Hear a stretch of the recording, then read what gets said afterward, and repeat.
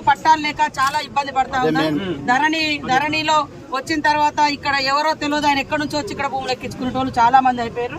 అవన్నీ కూడా తీసి ఎవరైతే 30-40 సంవత్సరాలుగా మోక మీద ఉన్నారో వాళ్ళకే రాబోయే కాలంలో శాశ్వత పట్టా కూడా వస్తుంది. దానికి సంబంధించినటువంటి చట్టాన్ని కూడా మన గవర్నమెంట్ చేసింది. అది తొందరలోనే మీకు అందరికీ అవుతుంది.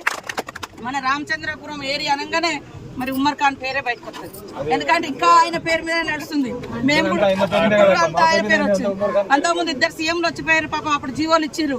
వైఎస్ఆర్ గారు వచ్చిర్రు, చంద్రబాబు నాయుడు గారు వచ్చారు. వాళ్ళ పీరియడ్ లో జీవోలు వచ్చినాయి. ఈ పీరియడ్ లో మరి కేసీఆర్ గారి పీరియడ్ లో అది ధరణి తెచ్చి మళ్ళీ ఉమ్మర్ ఖాన్ పేరు మీదనే చాలా భూములు వేయడం తోటి ఇబ్బంది అవుతున్నటువంటి పరిస్థితి.